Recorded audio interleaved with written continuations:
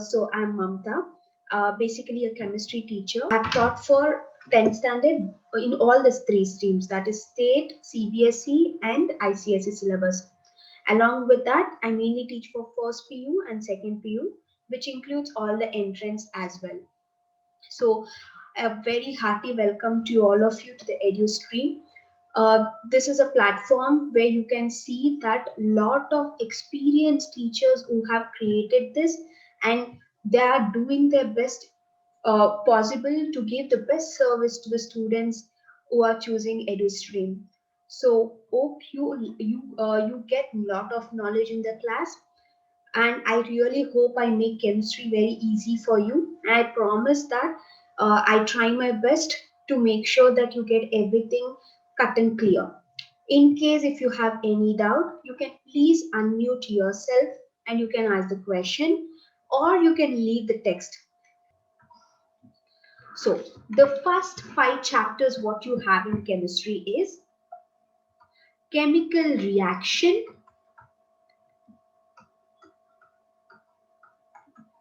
and equations. So basically, what is chemical reactions and equations? So whenever you think of chemistry, the first thing what comes to mind is there is some reaction happening. The reaction may be a physical reaction or a chemical reaction. When I say physical reaction, it is something change in the looks. For example, right now it is, if you consider, it's summer. I know today it does rain, but still, it is supposed to be summer at this point of month. So what happens? Whatever the water that is collected in the water bodies, they start evaporating. When they start evaporating, the volume gradually gets decreased. There, you won't see water getting converted into something else, right? Obviously, water is in liquid state. When it reaches to the cloud, it becomes a liquid solid state one. So now the same water is getting converted from one state to the other state, and the volume of the water is decreasing. There is no chemical change in the water, but there is some physical change. Physical change in the sense there is change in its volume, there is change in its state. The other one is chemical change.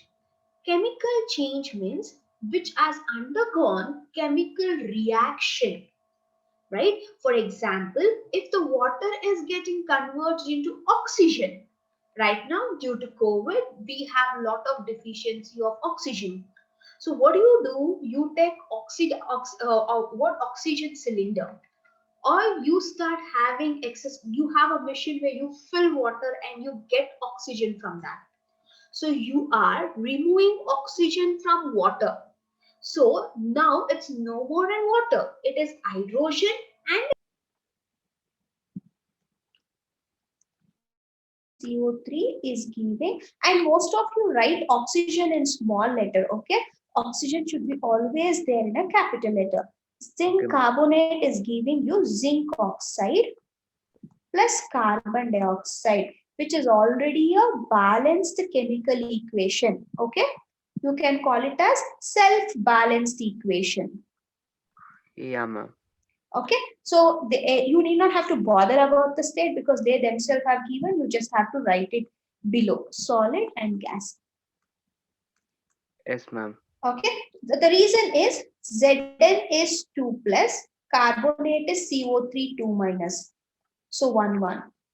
Then Zn is 2 plus, oxygen is 2 minus, 1 1. Okay, carbon dioxide you need not have to bother because it's not a ionic compound, it's a covalent compound. You will learn about what is ionic and covalent later, but carbon dioxide you all anyways know how to write it, right? Yes, ma'am. Any other doubt, Nishant? No, ma'am. So can I go to the next one? Yeah, ma'am. Okay, let's start learning the next concept.